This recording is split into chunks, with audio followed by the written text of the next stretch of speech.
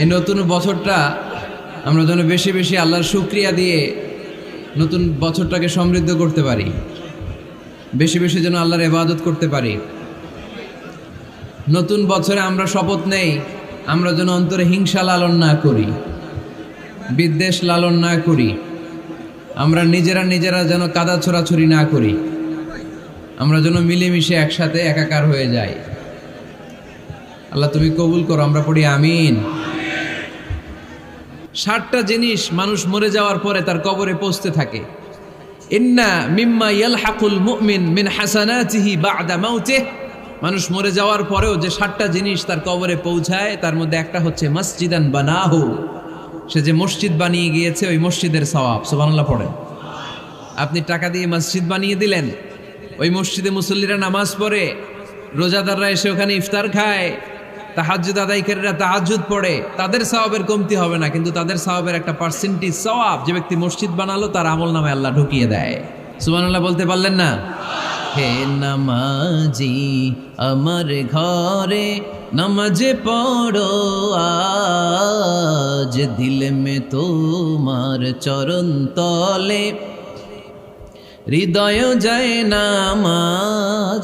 হে নামাজি আমার ঘরে নামাজ পড়ো আজ, দিল মে তোমার চরণ তলে হৃদয় যায় নামাজ। পড়েন আল্লাহু আকবার।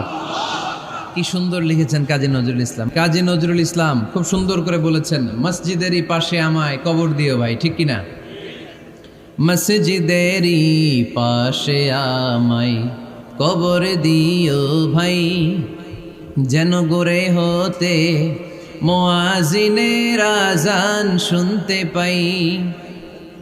আমার গোরের পাশে দিয়ে ভাই নামাজিরা যাবে, পবিত্র সেই পায়ের ধ্বনি এ বান্দা শুনতে পাবে। গোরা যাব হতে গুনাহগার পাইবে রেহাই, মসজিদেরই পাশে আমায় কবর দিও ভাই। কত মানুষ নামাজি ভাই মসজিদাঙ্গিহীনাতে, আল্লাহর নামের জিকির করে লুকিয়ে গভীর রাতে। আমি তাদের সাথে ওই আল্লাহর নাম জপতে চাই, আল্লাহর নাম জপতে চাই। পড়েন সবাই, মসজিদেরই পাশে আমায় কবর দিও ভাই, যেন গোরে হতেও মুয়াজ্জিনের আযান শুনতে পাই। চিল্লায় পড়তে হবে আমিন।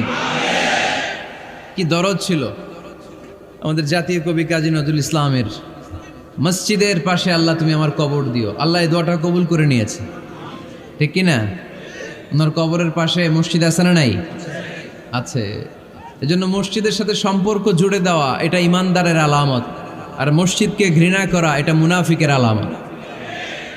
এজন্য আমরা যেন আমাদের হৃদয়টাকে মসজিদের সাথে জুড়ে দেই, মসজিদের সাথে যেন সুসম্পর্ক থাকে। মসজিদ সবার, মসজিদ নিয়ে দলাদলি নাই। দলাদলি আছে অনেক জায়গায়, হানাফি মসজিদ, আহলে হাদিস মসজিদ এরকম আমরা দেখি বা শুনি, এটা ঠিক না। হানাফি মসজিদ বলে কোনো কথা নাই, আহলে হাদিস মসজিদ বলে কোনো কথা নাই। মসজিদ সবার। ছোট্টখাট্ট বিষয় নিয়ে মসজিদে মারামারি, একজন হাত তোলে আরেকজন তোলে না, কিলাকিলি আছে না নাই? একজন বলে জোরে আমিন, আরেকজন আস্তে আমিন, মারামারি আছে না নাই? এগুলো কি মারামারি করার কোনো বিষয়? কথা বলেন।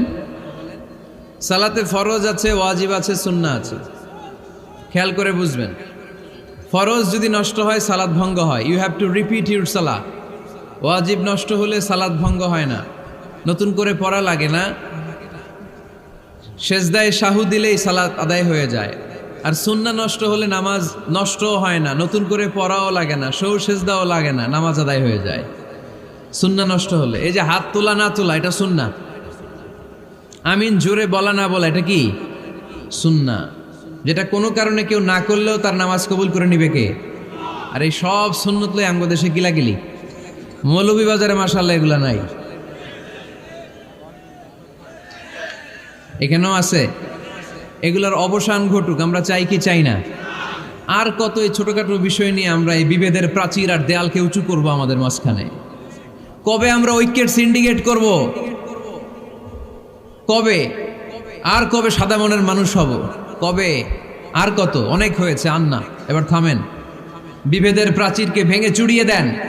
ঐক্যের এমন সিন্ডিকেট গড়তে হবে যাতে কোনো অপশক্তি এই ঐক্যকে ভাঙতে না পারে, বানচাল করতে না পারে। চিল্লায় বলেন ঠিক কিনা?